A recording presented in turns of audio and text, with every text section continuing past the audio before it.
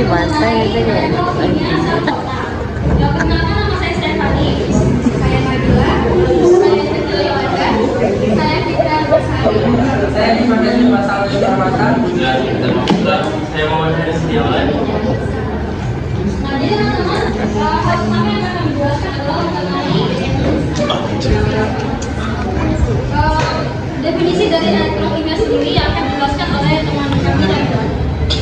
Nah, jadi teman-teman, sebelum kita masuk pada pengertian sel volta itu sendiri, ada baiknya kita sedikit mengulas kembali mengenai elektrokimia. Oke. Jadi elektrokimia atau dalam bahasa Inggris yaitu elektrochemistry sebenarnya tergabung dari dua kata. Elektro atau electricity yang artinya listrik. Nah, listrik itu adalah pergerakan elektron dari satu atom ke atom lainnya. Contoh sederhananya itu pada saat kita menggosokkan penggaris plastik ke rambut kita yang mengakibatkan penggaris plastik tadi jadinya bermuatan negatif. Oh, begitu. Kenapa negatif? Karena adanya pergerakan elektron dari rambut ke penggaris. Jadinya pada saat penggaris sudah dekatkan pada potongan kertas, jadinya nempel deh si kertas sama dia menarik muatan-muatan positif yang ada di kertas. Oke, kemudian yang kedua itu adalah chemistry. Nah, chemistry itu yang dimaksud reaksi kimia, yaitu reaksi dalam bentuk reaksi redox. Reaksi redox adalah pelepasan ataupun penangkapan elektron. Jadi teman-teman, elektrokimia ini sangat erat hubungannya antara energi listrik dan reaksi kimia dalam bentuk redox. Lanjut. Jadi elektrokimia ini terbagi menjadi dua. Yang pertama, beberapa reaksi kimia itu dapat menghasilkan energi listrik atau arus listrik yang disebut dengan sel volta. Nah, yang kedua itu ada arus listrik dapat memicu terjadinya reaksi kimia yang disebut dengan sel elektrolisis. Jadi teman-teman ingat aja kalau yang sel volta itu dari energi kimia ke listrik, sedangkan elektrolisis itu kebalikannya dari energi listrik ke energi kimia. Lanjut.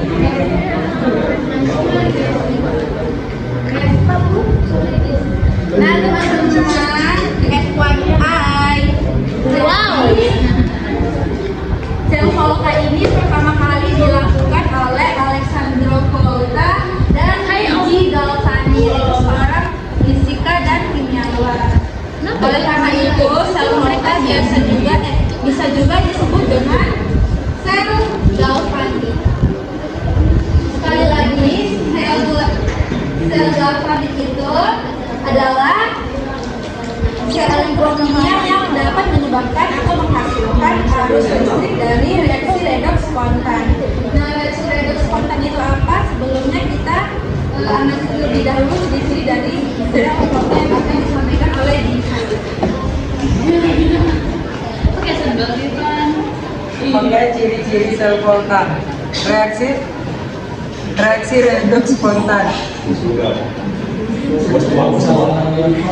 Oke, ada ciri-ciri sel volta. Yang pertama reaksi redox spontan, yang kedua hasil reaksi menghasilkan energi, dan ketiga E kuadrat E0 lebih besar dari nol atau E0 sel adalah positif. 4. Terdiri dari dua elektroda yang saling terhubung. 4. Anoda bermuatan negatif, sedangkan katoda bermuatan positif. Yang kelima, menggunakan jembatan garam untuk menjaga muatan cairan elektrolit tetap netral.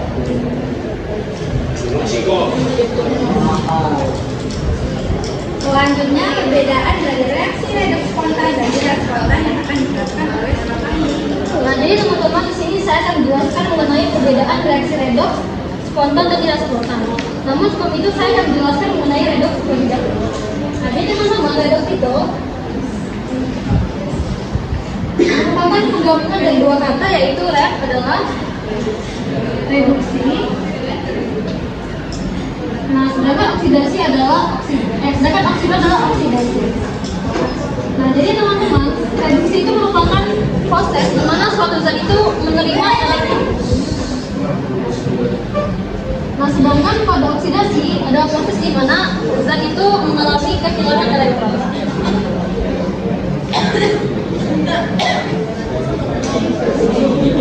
Nah, jadi teman-teman, apa yang unik adalah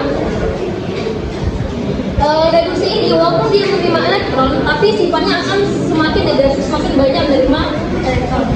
Sedangkan pada oksidasi, semakin dia kehilangan banyak elektron, maka sifatnya akan semakin positif. Nah, mengapa demikian? Nah, jadi teman-teman, yang namanya zat itu pasti terdiri atas atom, yaitu unit penyusun hidup yang paling kecil. Nah, jadi teman-teman, sebelumnya kita pernah mempelajari mengenai atom. Nah, jadi pada atom itu terdiri atas neutron, kemudian ada proton, Elektron.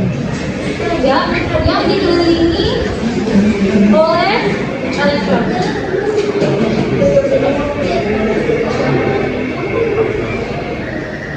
Coba dimancing.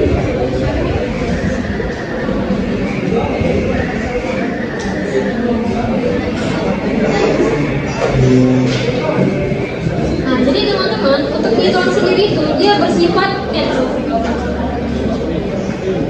atau bermuatan senang. Nah, sedangkan pada proton itu dia bermuatan positif. Nah, untuk elektron sendiri dia itu bermuatan negatif. Nah, jadi di sini kita tuh membahas mengenai elektron. Nah, contohnya adalah pada oksidasi. Nah, jadi oksidasi itu adalah proses suatu zat kehilangan elektronnya. Nah, jadi mengapa semakin positif itu adalah karena seperti itu. Nah, jadi saat atom berada dalam posisi netral atau seimbang,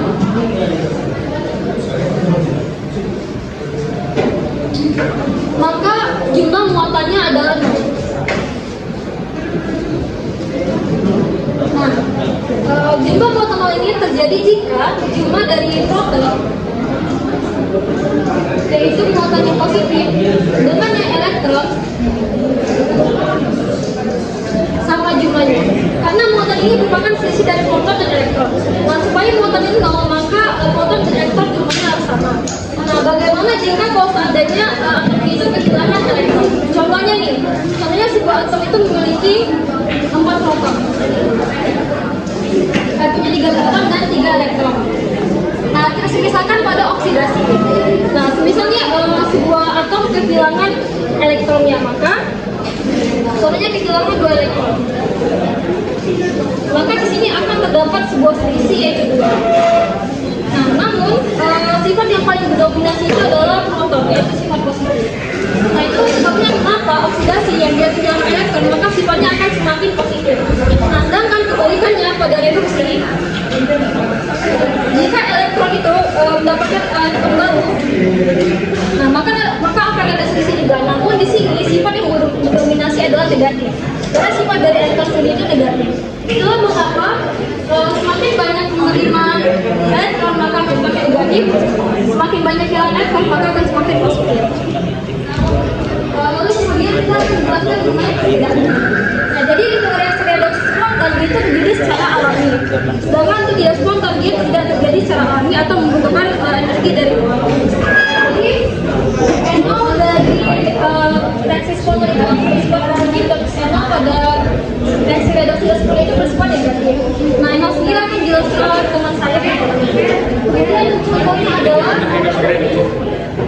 contoh dari redoks spontan itu adalah baterai. Mengapa baterai? Karena baterai itu tidak membutuhkan energi dari luar. Nah, jadi baterai itu terdiri atau set dari baterai yang dari baterai itu akan mengeluarkan oksidasi, sedangkan es itu akan mengeluarkan reduksi. Nah, kemudian untuk contoh dari yang tidak spontan adalah kemudian untuk contoh dari reaksi redoks tidak spontan adalah elektrolisis air. Nah, jadi contohnya itu adalah ada sebuah wadah. Nah, di wadah ini ada air. Lalu di sini ada baterai. Terdapat sumbu positif dan sumbu negatif. teman-teman, pada reaksi redoks seperti dia membutuhkan energi tambahan dari luar. Nah, jadi di sini kita memerlukan listrik dari baterai. Nah, jadi teman-teman, air itu kan merupakan H2O. Nah, namun melalui listrik ini maka H2O ini akan dipecah. Nah, di sini akan terjadi oksidasi yang akan menghasilkan oksigen. Nah, kemudian di sini akan terjadi reaksi yang akan menghasilkan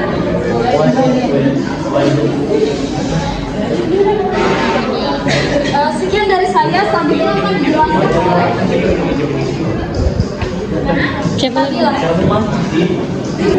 Baik teman-teman, selanjutnya sebelum kita mengetahui prinsip kerja sel volta, ada baiknya kita mengetahui bagian-bagian yang ada pada sel volta tersebut. Nah, jadi teman-teman, percobaan sel volta ini dilakukan dengan menggunakan dua buah elektroda. Ada elektroda negatif dan elektroda positif.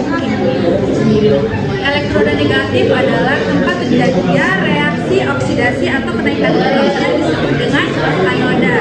Sedangkan untuk elektroda positif yaitu tempat terjadinya reaksi reduksi atau penurunan bilox yang disebut dengan istilah katoda. Jadi teman-teman, kalau di sel volta itu pastinya katoda positif, sedangkan anodanya itu negatif. Nah, tapi kalau di sel elektrolis itu kebalikannya, katoda yang negatif, anoda yang positif. Lanjut pada gambar yang berperan sebagai elektroda negatif yaitu elektroda Zn. Sedangkan yang berperan sebagai elektroda positif atau katoda yaitu elektroda Cu atau tembaga. Kemudian teman-teman turun ke bawah, di sini ada dua larutan elektrolit. Nah, pada elektroda Zn ini berisikan larutan elektrolit yang mengandung ion Ze. Pada gambar digunakan larutan elektrolit yang mengandung Zn, yaitu larutan Zn-4 atau Seng 2 sulfat. Sedangkan pada sebelah kanan terdapat larutan elektrolit yaitu larutan CuSO4 atau larutan tembaga 2 sulfat. Lanjut ke atas, di sini kita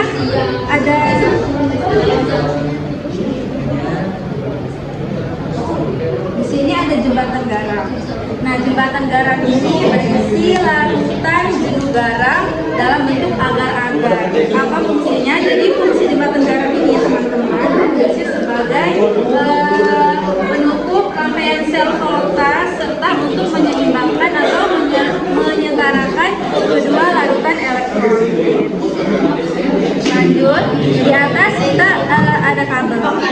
Kabel di sini berfungsi sebagai aliran elektron dari anoda ke katoda. Jadi sel volta ini pastinya mengalirkan elektron atau arus listrik dari anoda ke katoda, yaitu dari seng tadi ke tembaga. Nah, kemudian lanjut, di sini kita ada voltmeter dan lampu.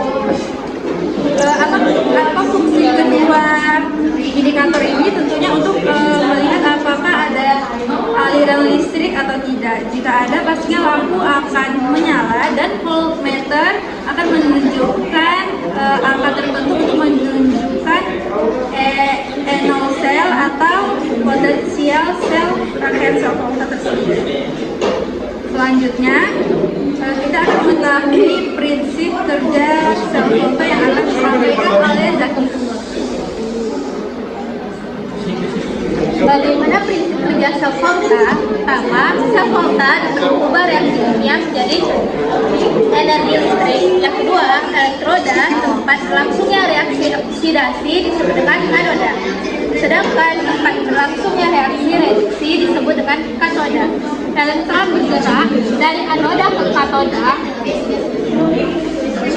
Hal ini menyebabkan ketidakseimbangan muatan energi kedua larutan tersebut sehingga dibutuhkan jembatan garam yang berfungsi untuk menghantar arus listrik antara kedua elektrolit. Setelah seimbang, maka arus listrik akan mengalir kembali.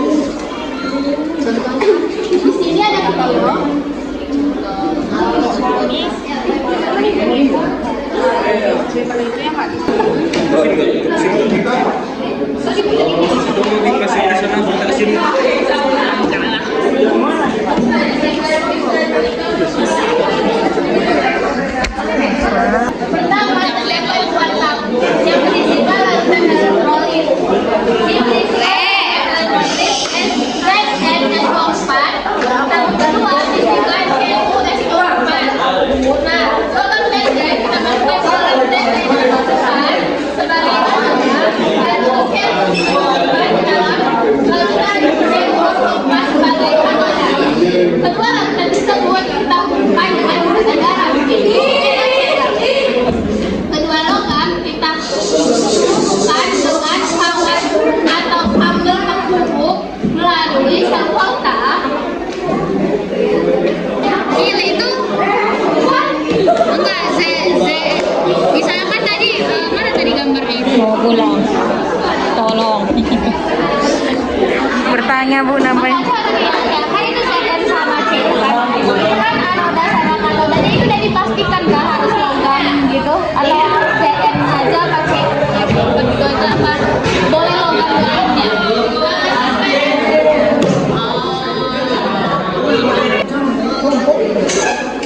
Nah, ada aspek lebih nanti ada logam tembaga, segmen, kontak, dan melepas elektrolit. Dan yang akan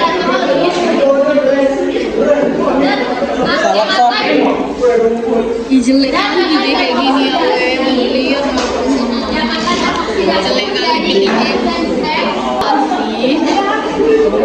elektron akan mengalir menuju logam tembaga melalui kelapa kawat pangkal. Nah, pada saat Ini adalah contoh soal dari diagram sel. Nah, di diagram sel itu ada dua bias dan juga dua logam. Ini memang dua logam elektron dapat berfungsi yang itu menghasilkan bersifat negatif dan dia meningkatkan karena dia terlalu dalam gelas freon S4 itu dia mengalami peningkatan bilangan juga ketika yang kedua ini ada logam elektroda CU di mana saat dia dilakukan di bawah gelas CU S4 dia akan melakukan pengembangan oksida. Nah, yang jadi pertanyaan itu adalah kita di sini untuk menulis bagaimana bentuk diagram oksida.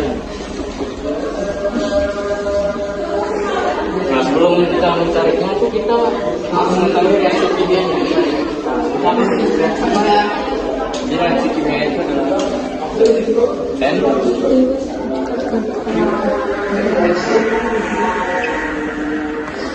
tambah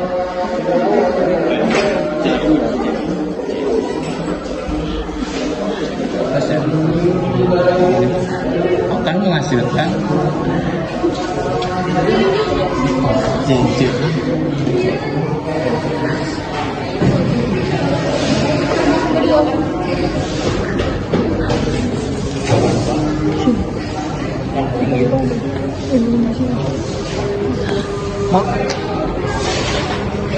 Nah, setelah kita mendapatkan rumus dari reaksi kimia, kita di sini akan menentukan reaksi redoksnya. Nah, di sini pertama itu C itu dia itu bernilai nol, belajar itu unsur bebas. Di sini sudah berikan tentang itu, jadi hasilnya nol. Dan sudah kasih dulu ini reaksi ini unsur bebas. Tetapi ketika dia memiliki muat dua, maka ini akan jadi bilangan redoks. Jadi dia sudah dua. Sama ini juga dia ini dia tidak kalau misalnya jadi unsur bebas, jadi dia tidak. Dan ini dia dan ini dia sebenarnya unsur bebas, tapi dia memiliki ion dengan muatan dua. Jadi kita buat dengan dua.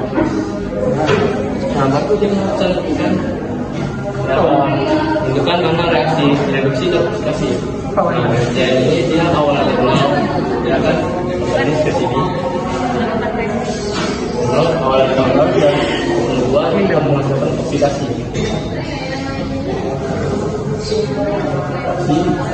Dapatnya jadi dua ini dua akan nol akan reduksi. Selama itu setelah dapatkan, baru kita ubah ke menentukan, baru kita menentukan mempastikannya.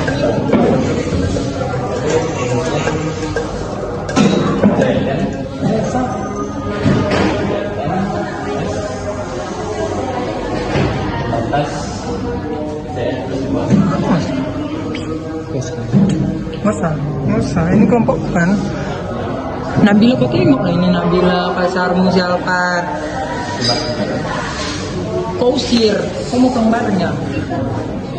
Biarin aja biar dia dengar ribut.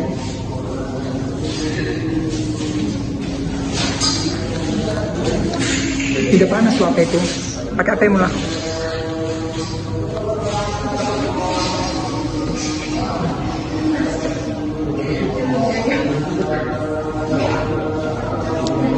Bu Nabila selingkuh sama Andika. Jadi inilah hasil dari studi.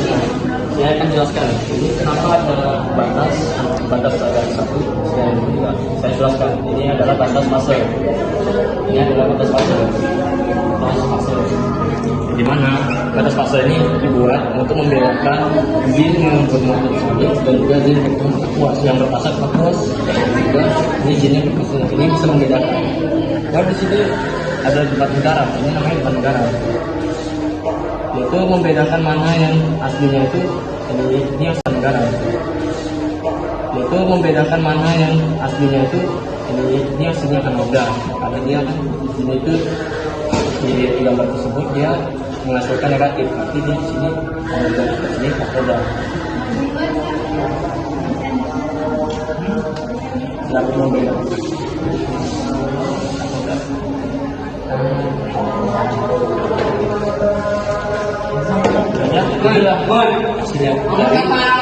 Hasil dari mencari lokasi sel. Nah, jadi selanjutnya itu direct volta. Jadi direct volta sendiri adalah direct yang menyatakan unsur-unsur berdasarkan potensial reduksinya standarnya. Nah, jadi kegunaan dari direct volta ini adalah sebagai acuan apakah unsur ini bisa bereaksi dengan unsur lainnya. Nah, jadi ada cara biar kita mudah untuk menghafal direct volta. Jadi ini kok lagi sih? Hah? Itu jadi tuh, jadi Lihat kalau bahasa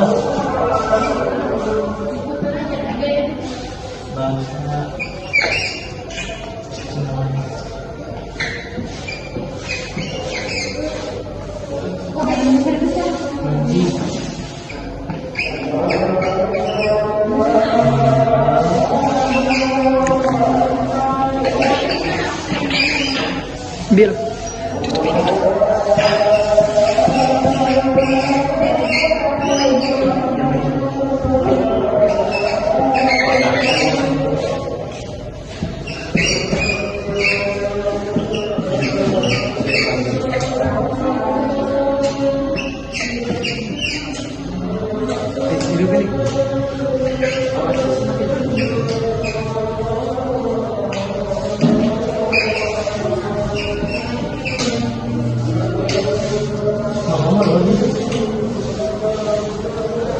Yang mudah untuk menghafal dari volta ini adalah menggunakan jembatan keledai dengan cara itu lihat kalau Bapak Camat nanti meninggal alamannya aduh ini air zaman Fir'aun Nabi Sulaiman pemberontas buta huruf kerupuk hangus agak pahit tahu. Nah jadi itu cara mudah untuk menghafal dari voltanya dan dia kalau makin ke kiri maka dia makin mudah akan mudah untuk teroxidasi. Nah, apabila dia makin ke kanan, maka dia akan mudah tereduksi atau susah melepas elektron. Nah, pada bagian kiri atom H,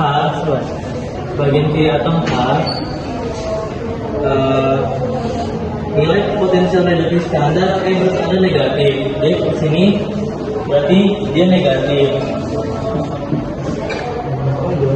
Nah, lalu pada bagian kanan atom H, bagian kanan berarti dari atom H ini ke bawah ini bertanda positif. Jadi, unsur yang lebih kiri atau nilai potensial reduksi standarnya lebih kecil dapat mengusir atau mendesak reduksi unsur yang lebih kanan sehingga reaksi dapat berlangsung secara spontan.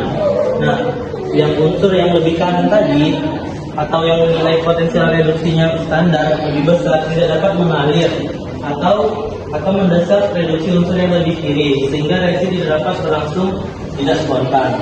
Nah, atau dengan kata lain, unsur yang lebih kanan dapat mengoksidasi unsur yang lebih kiri. Nah teman-teman, selanjutnya kita masuk kepada potensial reduksi sel atau yang dinamakan dengan enol sel. Jadi potensial sel adalah selisih dari potensial elektroda unsur sesuai dengan reaksinya. Sebelum masuk kepada potensial sel itu sendiri, ada baiknya kita tahu dulu apa itu potensial reduksi standar yang dinamakan dengan enol. Jadi potensial reduksi standar adalah potensial reduksi yang diukur pada keadaan standar. Keadaan standar yang dimaksud di sini yaitu yang pertama konsentrasi larutan pada 1 molar atau pada sistem larutan, dan yang kedua itu pada tekanan 1 atm atau 1 atmosfer pada sel yang melibatkan gas. Kemudian yang ketiga pada suhu 25 derajat sel. Nah, apa sih perbedaan dari kedua potensial tersebut? Berikut akan saya jelaskan. Jadi teman-teman, perbedaan dari enol atau potensial reduksi standar dengan enol sel adalah yang pertama, nilai potensial reduksi dari satu unsur saja. Misalnya, kita mempunyai unsur Zn. Nah, unsur Zn ini bernilai negatif 0,76 volt. Jadi dia udah pasti. Kita bisa dapat nilai ini dari tabel potensial reduksi standar. Bisa dilihat di situ Zn nilainya adalah min 0,76. Atau Cu di situ bisa kita lihat nilainya adalah positif 0,34 volt. Lanjut. Sedangkan potensial sel adalah total nilai potensial reduksi standar dari beberapa unsur yang bereaksi. Jadi maksudnya di sini dia itu total harga dari ini potensial reduksi standarnya dengan rumus yaitu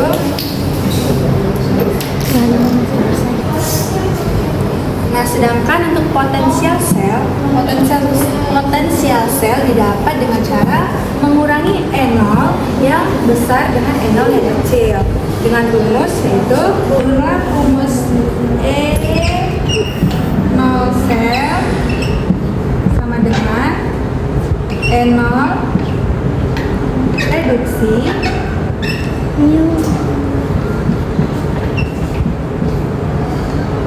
dikurang dengan enol oksidasi. Ini teman-teman rumusnya. Kita pada contoh soal ya. Kita mencari potensial sel dari reaksi kimia berikut. Pertama di sini ada unsur bebas, biloxnya yaitu 0. Kemudian di sini juga ada unsur bebas, tetapi dia memiliki muatan 2 muatan, jadi dia biloxnya 2. Kemudian di sini juga unsur bebas, tetapi dia memiliki muatan plus 2, jadi dia plus 2. Kemudian di sini juga Cu sebagai unsur bebas, jadi biloxnya itu 0. Kemudian tinggal kita pasangkan. Karena dia yang semulanya 0 berubah atau naik menjadi plus 2, maka dia mengalami oksidasi. Sedangkan untuk Cu dari yang semulanya 2 menjadi 0, maka ia mengalami penurunan bilox atau yang disebut dengan reduksi. Nah, jadi di sini teman-teman kita udah ketemu yang mana reaksi redoksnya. Nah, teman-teman kita sudah tahu yang mana reaksi oksidasi dan reaksi reduksi. Kalau sudah, kita langsung masuk kepada rumus yang tadi. Jadi NaOH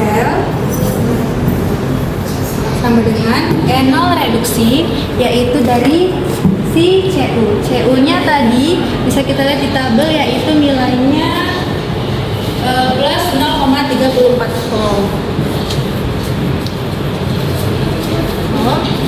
Dikurang dengan NO oksidasi. Yang mengalami oksidasi di sini adalah unsur Zn. Zn dengan nilai itu bisa dilihat pada tabel, yaitu negatif 0,76.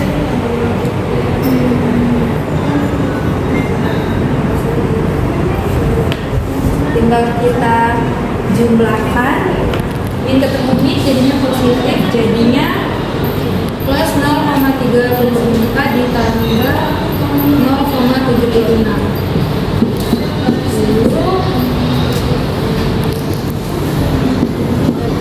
Dapatlah di sini hasilnya, yaitu plus 1,10 volt. Jadi potensial sel dari reaksi kimia tadi nilainya adalah sebesar plus 1,10 volt. Sel volta dalam kehidupan sehari-hari terbagi dua. Yang pertama, sel volta primer dan sel volta sekunder. Di sini saya akan menjelaskan sel volta primer dulu. Sel volta primer adalah sel baterai yang tidak dapat diisi lagi jika sumber energinya habis. Contohnya itu seperti sel kering karbon dan sel peroksida. Selanjutnya, sel volta sekunder.